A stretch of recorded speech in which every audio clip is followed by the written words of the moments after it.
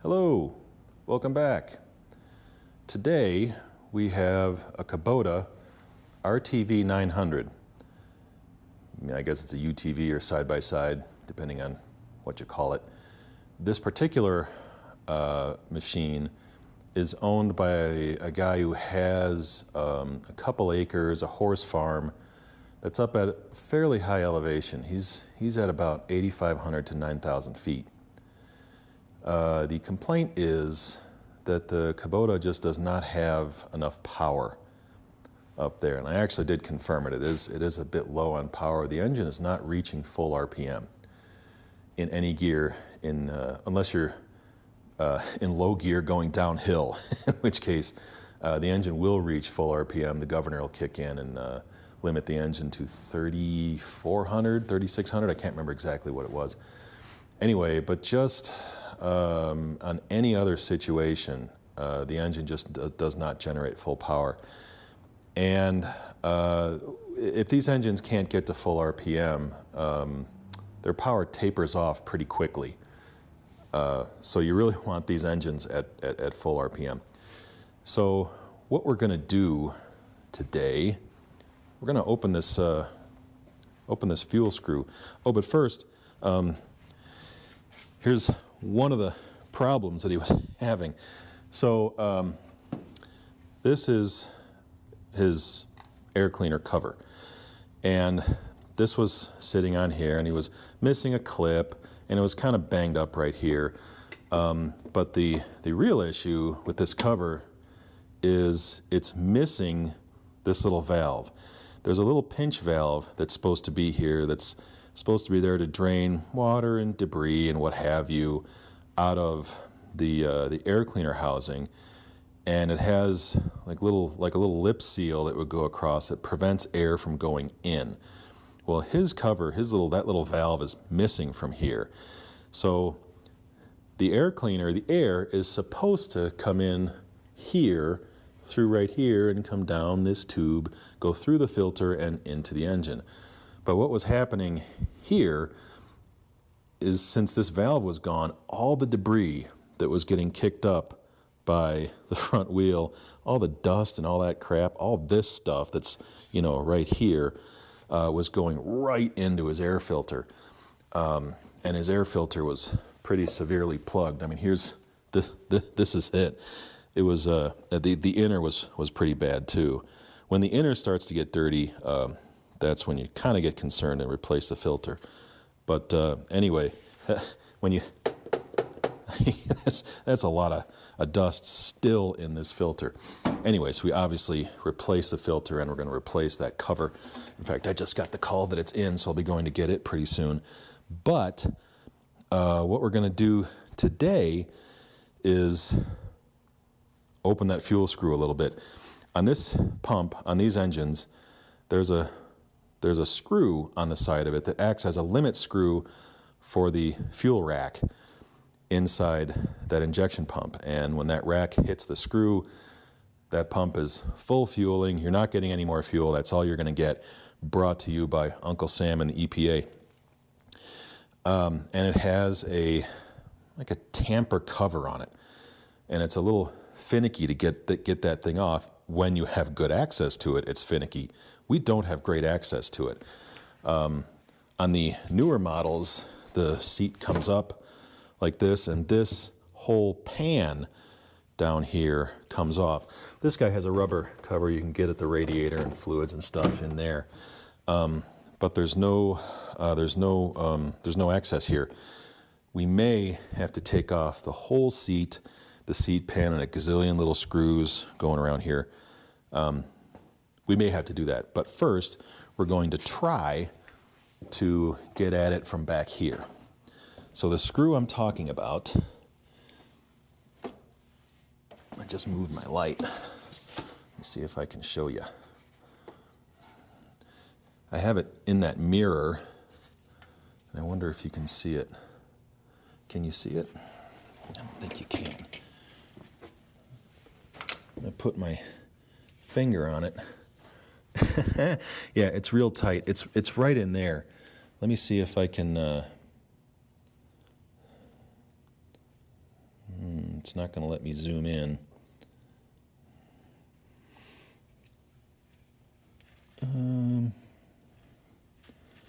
You see my mirror? Okay, there. I think you can see it. So in the mirror, right there, you see that little blue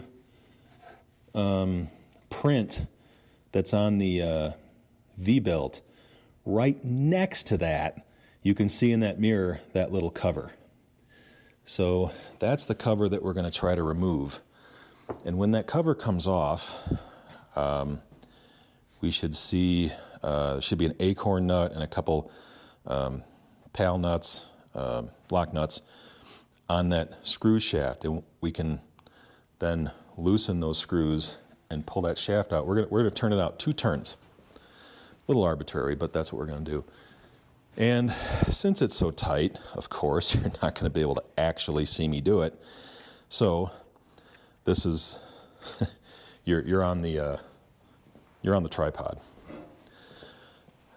So what I'm going to do here is I have a very small screwdriver, and I'm going to try to come in underneath and just pry that little cover off. And there's a little spot right here that you can get, I can get there. It's moving. Did I get it?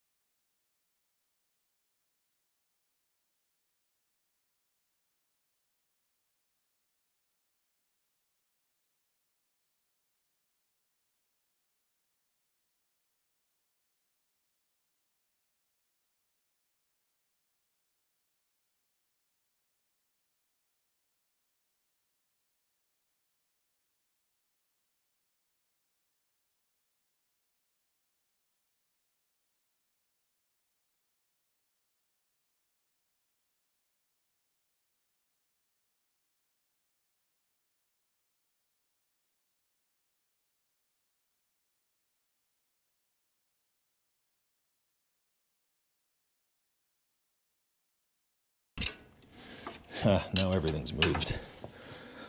Let's see if I can find a better light. Yeah, I'm sure a new light is all I need. 2,000 years later.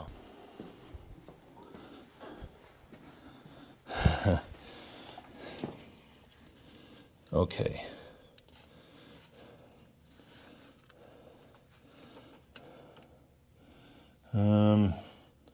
Dang, now the LED light is almost too bright. So what are we looking at? Okay, so you can see it right there in the mirror. Let me see. See, I can't even get a tool in there to point it out to you. See if I can. It's, oops, I just moved the light. So,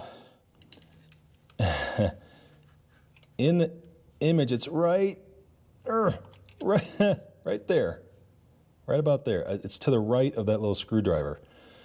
You can see it, little acorn nut.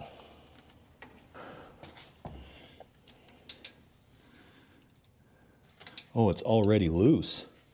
Oh.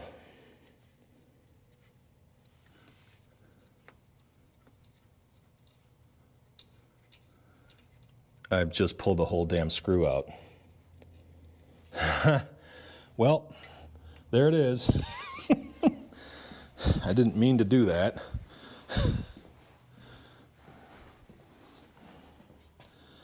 There's the screw. I did not mean to do that. So now we have a problem. This is all loose, and I don't know where it should be. what to do. Yeah, this is all of these, this was all loose. Everything was loose. So I think that's an Allen socket in there, and that's a lock nut. Now I have a problem. What should I do? There's no indicator on here. I mean, it was about there, but I turned this way out. When I grabbed onto this acorn nut, I'll put it back the way it was so you can see. I pulled that keeper off, and I grabbed onto this acorn nut and started turning it, and this whole thing just started turning. I should have counted the turns. Well, at least now it's going to be a lot easier to adjust. So now what we're going to have to do, kind of trial and error, I think. To try to do this so we don't blow up anything. So I'm going to put this back where it goes. If I can find it. Oh, there was a gasket in there. I just dropped it. Darn it. There it is. Come on. There's the gasket that was in there. Oh, that's what I was prying against. Hold on. I'm coming around. So I was prying against here. This thing sits in there like that with the acorn nut on it, and I was prying against here. That was a mistake.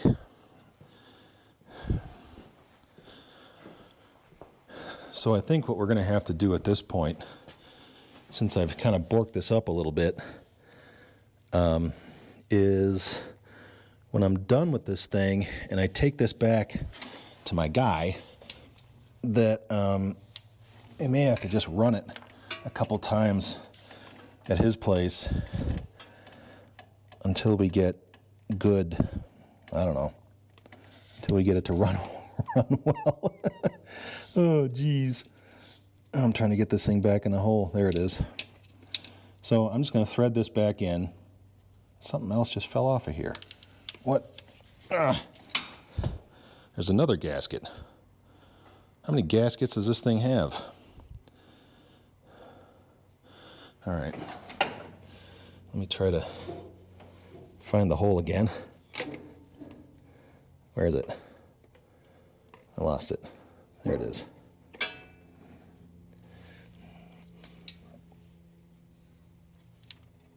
So, yeah, that's the plan here. I'm going to take this up there and we're going to run it. But now that we have pretty easy access to this screw and we kind of know what to expect, I think that'll be really easy.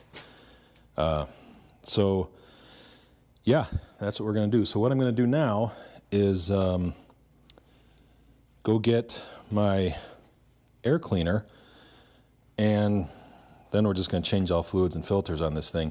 And then we're going to talk about the coast valve. All right, welcome back. We've got the oil and filters changed. We changed both hydraulic filters. We changed all the transmission fluid in the hydrostat with the Kubota fluid. And wow, that stuff is expensive, like $50 a gallon. And this takes about two and a quarter, 2.5, I can't remember, gallons. Anyhow, what we're going to do right now is change out this coast valve. So one of the complaints this customer had, in fact, one of the complaints that a lot of people have about this machine, is that when you let off the accelerator pedal, it comes to a halt very quickly. It's almost a jerking, jarring experience. And it's a hydrostatic machine, so that's to be expected. On any hydrostatic machine, you let go of the controls, the machine stops. That's in case your operator, dies of a heart attack or something in the middle of doing the work. You don't want that machine to be out of control. Anyway, so of course you go to Kubota and they say that's just how it's made. So the aftermarket has responded. This is a coast valve. This is the valve we're putting in. Let's see if we can get it better. This is the valve we're putting in. This was made by an aftermarket company. I'm not going to bother promoting their brand. You can look for RTV900 coast valve on the internet just like I did. And that solves the problem by opening the path for hydraulic fluid between the inlet and the outlet of the hydraulic motor. So how we get at that is right here. This is at the rear of the machine. This is the rear transmission, the rear fluid filter, and the coast valve is right there. This is a return line. We just loosened up this clamp and I got this line almost pulled off all the way. As you can see, I actually already pulled it off and I got some oil around here. First thing you want to do, we're going to take this off. It's going to drip a little bit of oil, but that's fine. We're just going to let it drip. And we also cleaned and degreased this whole area. Got all the gunk off of it. So we're going to take this off and take this out. This is with a 10mm socket.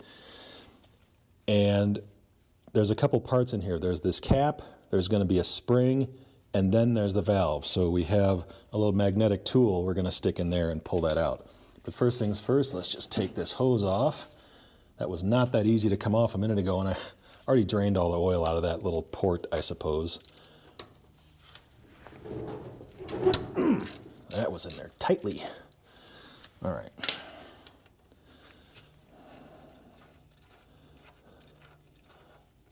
Got the cap.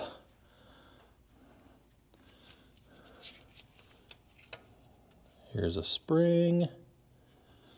And I just have these sitting on a paper towel down here on the floor. And here's kind of wiggling that valve to pull it out. There it is. There's the stock valve. That looks adjustable. I don't know. Maybe this is adjustable. Here's the new valve going in. This looks adjustable too, but we're just going to drop it in there. Put the spring back in. Make sure it's in there straight. It is. I'm going to put this cap back on.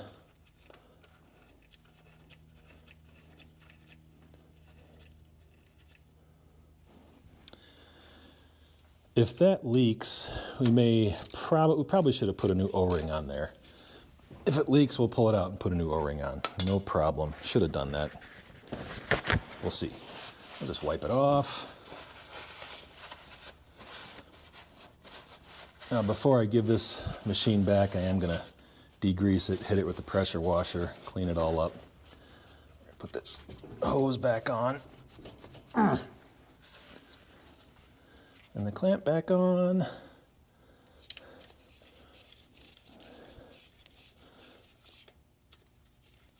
There, and that's it. Now, I understand that some of these have a hydraulic tank mounted right here, and if yours has that tank, probably going to have to remove it or hold it up or something, because I understand this is a real bear to get at when the tank is in place. Now, when you replace this, when you do this, when you take out this coast valve, you are putting yourself in a position of having to rely very heavily on the brakes that are inside this housing. Now, that's not how the machine was designed. The machine was designed to do the majority of the braking with the hydraulic fluid and do the finish braking, so to speak, with the little brakes, a little disc brake inside. I'm assuming it's a disc brake. It could be a band brake. I don't know what the mechanism is inside there. But when you're doing this, you're going to be relying more heavily on the service brake. So we've got all our fluids and filters changed. We have our coast valve in. And the other thing that I was wanting to do was try to measure the engine RPM. And I actually already did it. I'll tell you exactly what I did. On the fan blade there, you can maybe barely see it. Right at the end of my finger is a piece of reflective tape. I put a piece of tape on there, and I used a photo tack right here and shine the light right through one of these slots right here to get the engine RPM. Oh, very important thing I forgot to mention. I also measured the diameters of the crankshaft pulley and the fan pulley. The crankshaft pulley is 4.5, the fan pulley is 3.5. That makes a ratio of 0.75.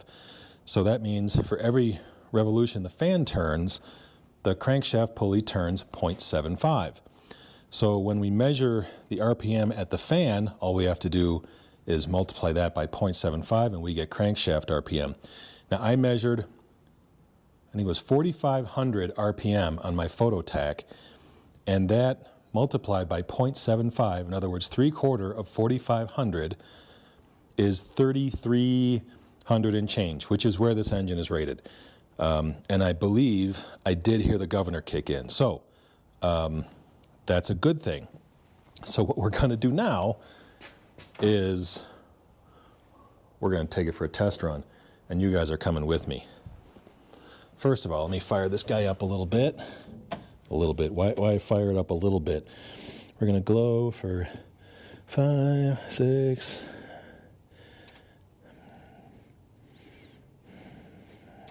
15 seconds, about there.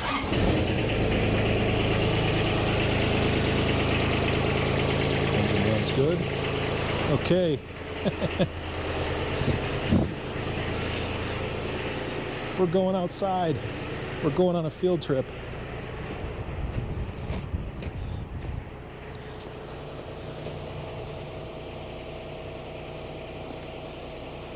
This is the alley behind my shop. Here's to hoping we don't have any traffic.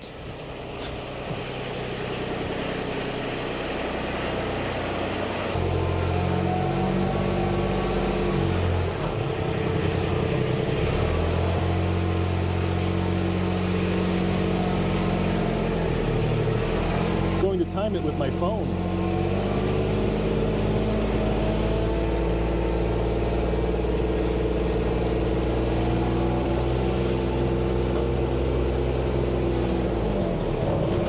Well, that coast valve is working great.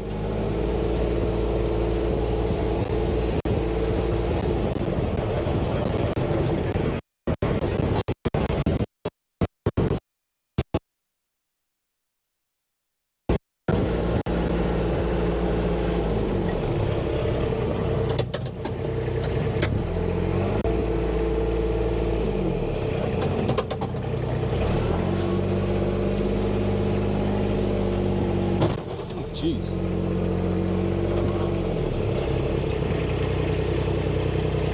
All right, let's turn on the clock. Stopwatch. All right, go.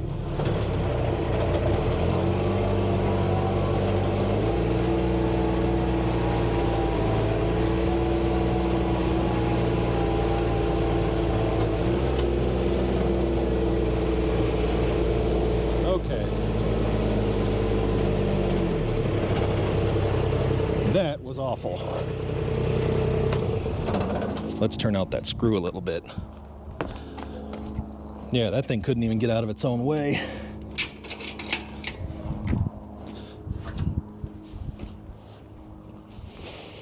Of course, I think I need a wrench to do this. Whoa. Where's my... Oh, I lost my little... Where's my little rod? Dang it. Now I got it. Ah. My prop rod went in the... It fell down in the wrong spot. There it goes. There you are.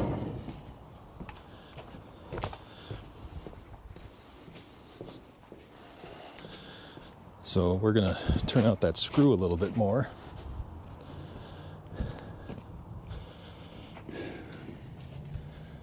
If I can see it.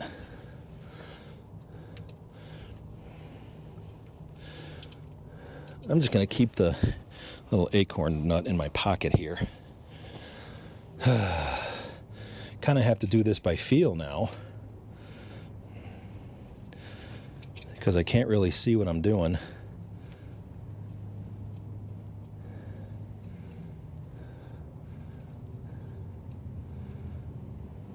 right, so we turned the screw in a couple of turns, locked it down.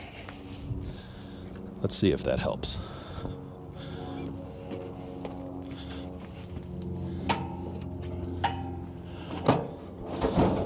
Gonna lock down the bed so it doesn't bounce all over the place. All right, here goes. We'll try it again.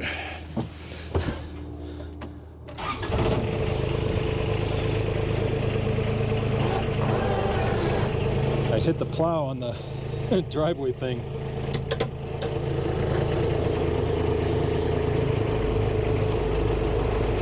Oh. Now it's not moving. Maybe I went the wrong way with that screw. Oh, the brakes are on. Not going anywhere. Why?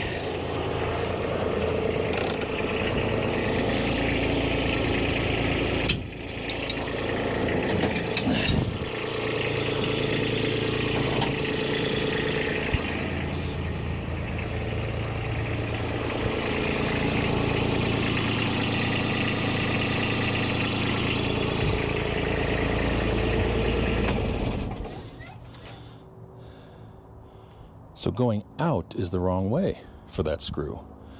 I just went out. I need to go in. Huh. I made an assumption. And the assumption was wrong.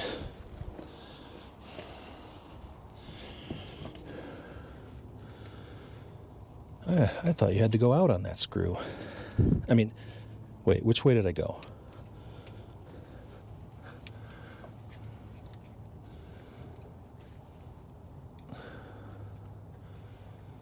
Got to get on the right screw. There you go. Oh, you know what? I think I went in.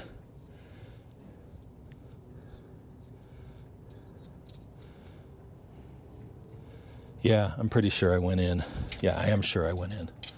So now we've gone out.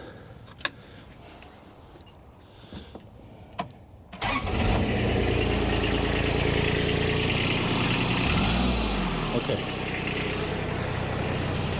Let's do this again.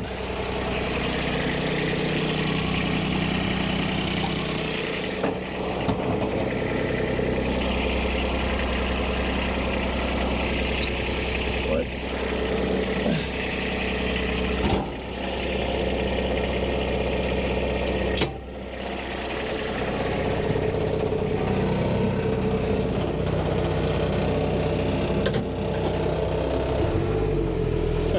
It's moving now.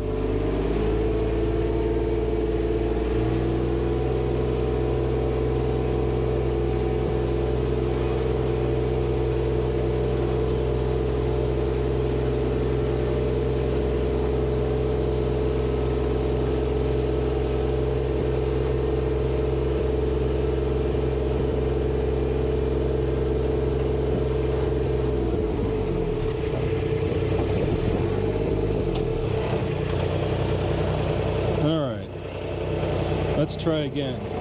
High gear. Here we go. Go. Ooh, big jump.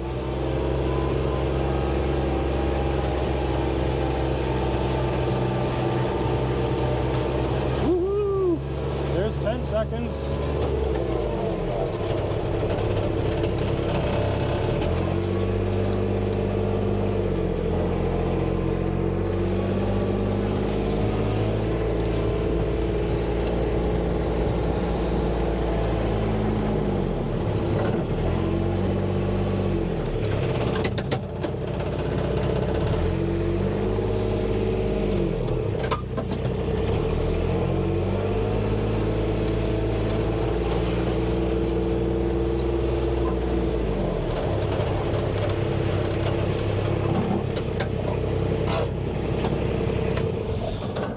All right, so I think that was pretty comparable to the first time. There was a pretty good jump, but let's see if we can do a little bit better. Back that screw out another turn and see how we do. Already it's a definite improvement though. I mean, I can tell.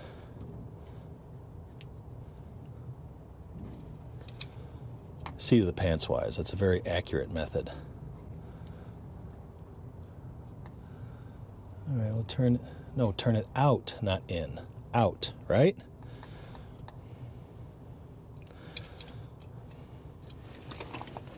Turn it out a little bit.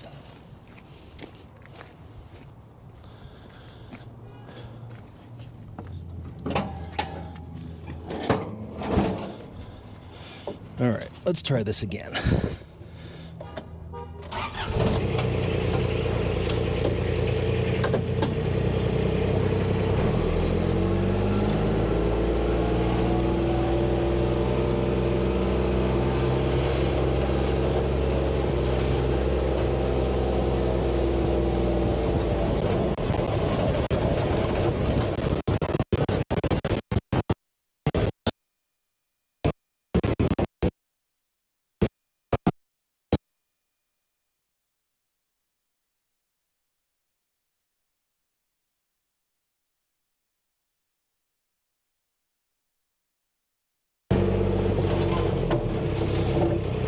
Here we go. Bust out the clock. Ready, go.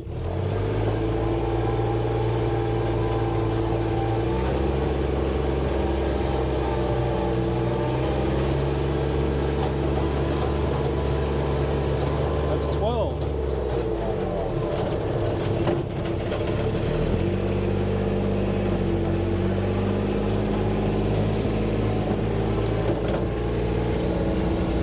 Not as good as it was before.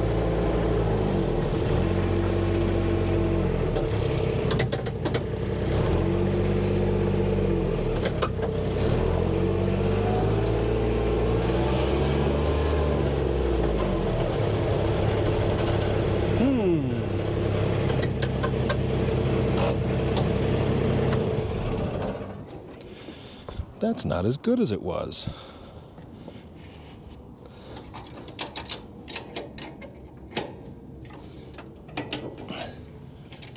Oh, my bed was not locked.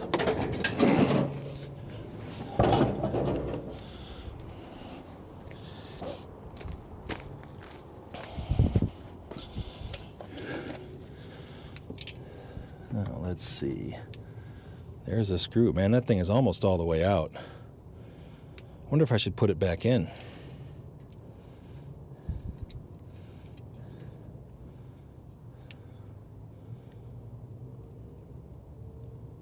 Let's turn it back in a little bit, because it did seem to be better before. I turned it back in.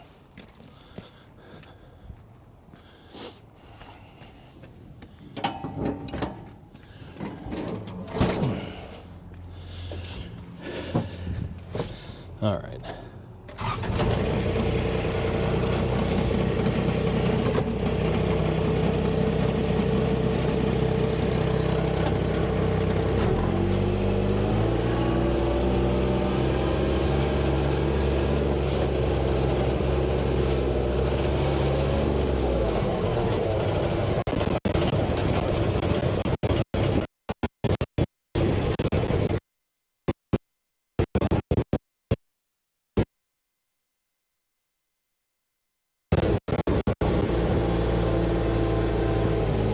Damn it.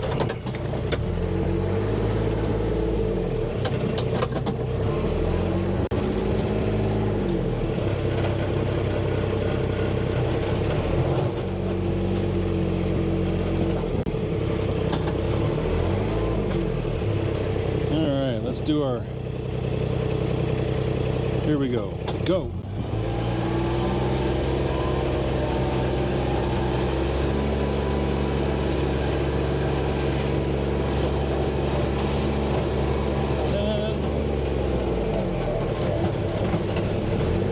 Seeing much of an improvement.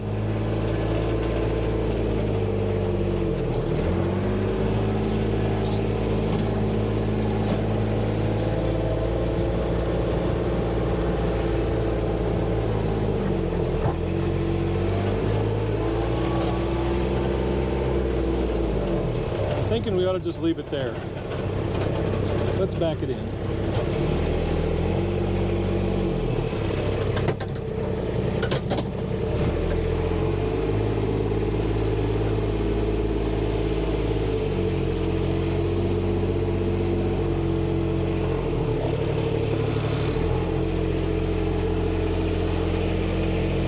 just leave it there.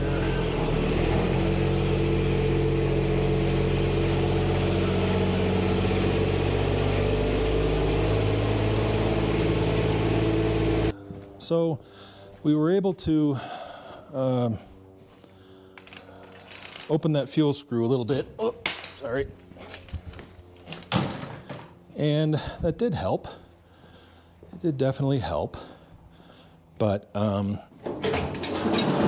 it's not a monster horsepower improvement. Maybe got a little bit of an improvement.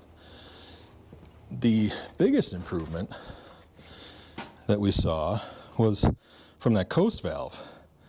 That made the stopping process much less painful. Excuse me. Anyway, that's going to do it for me for today. I think this thing's ready to be delivered. Thanks for watching.